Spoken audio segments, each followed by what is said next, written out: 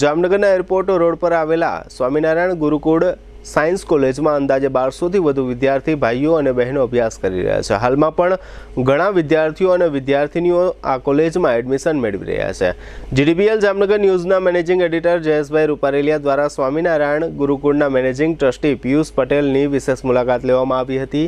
આ મુલાકાતમાં સ્વામિનારાયણ ગુરુકુળ કોલેજ ખાતે ચાલતા નર્સિંગ તેમજ બીએસસી અને એમએસસી ઉપરાંત microbiology, physics, chemistry, zoology, DMLT ઉપરાંત બીસીએ અને બીબીએ સહિતના વિવિધ અભ્યાસક્રમોની માહિતી તથા તાજેતરમાં સ્વામિનારાયણ ગુરુકુળ કોલેજને બેસ્ટ કોલેજ ઓફ હાલારનો એવોર્ડ પ્રાપ્ત થયો છે તે અંગે વિસ્તૃત વાતચીત કરવામાં આવી હતી। થોડા સમય પહેલા 7 સીઝન રિસોર્ટ ખાતે યોજાયેલા એવોર્ડ સમારોહમાં કેબિનેટ મંત્રી મુળુભાઈ બેરાના હસ્તે સ્વામિનારાયણ ગુરુકુળ કોલેજને આ એવોર્ડ એનાયત કરવામાં આવ્યો હતો। આ એવોર્ડ સમારોહનું આયોજન વીટીવી ગુજરાતી ચેનલ અને ટોપ એફએમ રેડિયો દ્વારા કરવામાં આવ્યું હતું।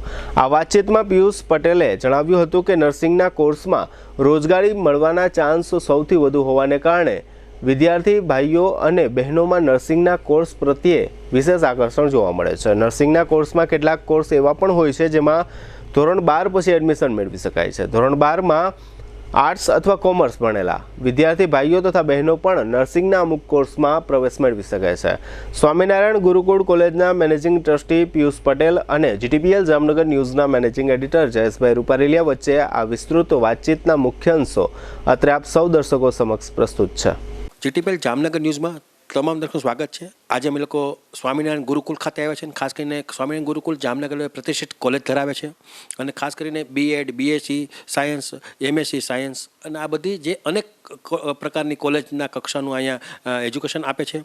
અને ખાસ કરીને તાજેતરમાં વાત કરીએ તો ટોપ એફએમ રેડિયો અને વીટીવી ન્યૂઝ દ્વારા આ કોલેજને એક બેસ્ટ કોલેજ ઓફ હાલારનો એવોર્ડ આપવામાં આવ્યો છે અને ખાસ કરીને મુળુભાઈ બેરા જે કેબિનેટ મંત્રી છે એના વરદ હસ્તે આપવામાં આવ્યો છે અને ખાસ કરીને એ તકે દિવેશભાઈ અકબરી જે ધારાસભ્ય છે એ પણ ઉપસ્થિત હતા, મેઘજીભાઈ ચાવડા ઉપસ્થિત હતા। તો આ જે કંઈ કોલેજ છે એ કોલેજની જે પ્રમાણે પસંદગી કરવામાં આવી છે ખાસ કરીને પ્રાઇડ ઓફ હાલાર એવોર્ડ આપવા માટે, બેસ્ટ કોલેજ ઓફ હાલાર આપવા માટે, તો આપણી સાથે જે અહીંના મેનેજમેન્ટ ટ્રસ્ટી છે એવા પિયુષભાઈ પટેલ આપણી સાથે જોડાયેલ છે। આપણે એમને પૂછશું કે સાહેબ જે પ્રમાણે કોલેજને હમણાં થોડા સમય પહેલાં જ પ્રાઇડ ઓફ હાલારનો એવોર્ડ આપ્યો છે ખાસ કરીને કેબિનેટ મંત્રી મુળુભાઈ બેરાના હસ્તે, શું કહેશો આપ? ગયા મહિને 7 સીઝન જે હોટલ રિસોર્ટ છે એમાં ગુજરાત રાજ્યના કેબિનેટ મંત્રી મુળુભાઈ બેરા, જામનગરના ધારાસભ્ય દિવેશભાઈ અકબરી, મેઘજીભાઈ ચાવડા, મુળુભાઈના હસ્તે જે અમારી સંસ્થાને બેસ્ટ કોલેજ ઓફ હાલારનો એવોર્ડ આપ્યો છે।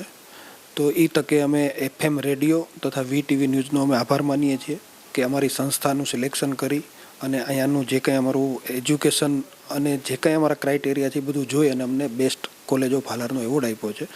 તો આ તકે અમે એમનો ખૂબ ખૂબ હૃદયપૂર્વક આભાર માનીએ છીએ। સાહેબ, આ સ્વામિનારાયણ ગુરુકુળ છે કોલેજની અંદર ઘણા અભ્યાસક્રમો ચાલતા હશે, મુખ્ય કયા કયા અભ્યાસક્રમો ચાલે છે અને એની અંદર વિશેષતા શું છે આમ કોલેજ કરતાં?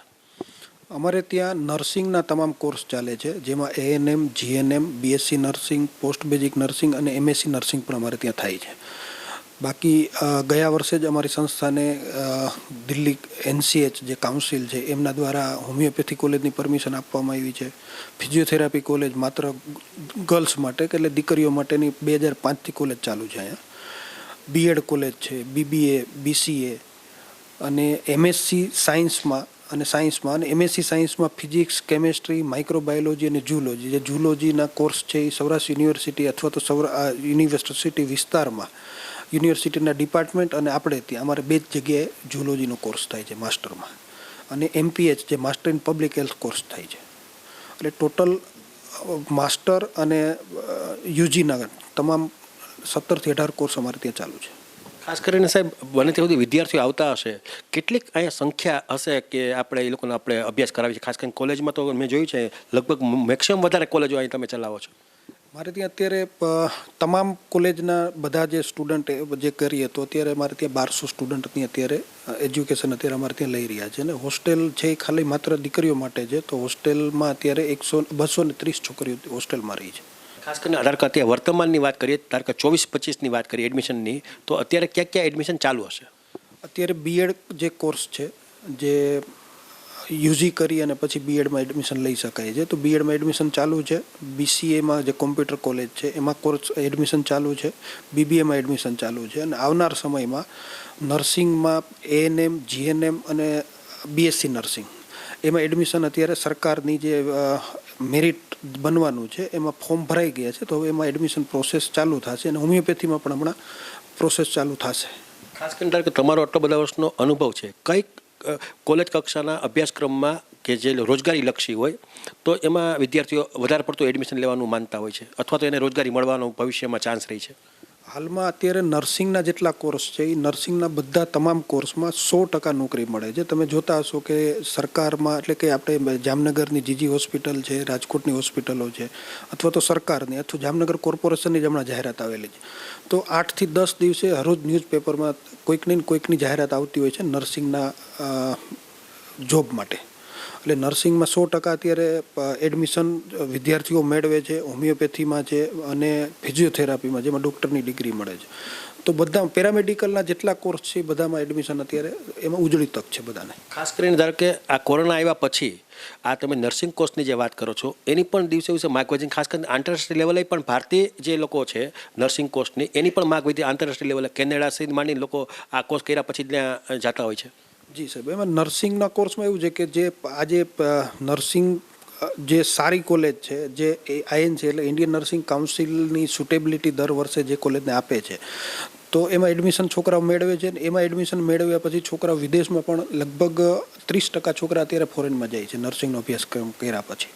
ખાસ કરીને વાત કરીએ તો ધારો કે આ સૌરાષ્ટ્ર યુનિવર્સિટી સંલગ્ન તમારી કોલેજ છે એટલે અને ખાસ કરીને ધારો કે સફળતાની વાત કરીએ, ધારો કે વિદ્યાર્થીઓ ધારો કે 100 વિદ્યાર્થી અહીંયા એડમિશન લે છે તો સફળતાની વાત કરીએ તો કેટલા ટકાવારી હશે આમાં? 100% રિઝલ્ટ આપે છે લગભગ 100%.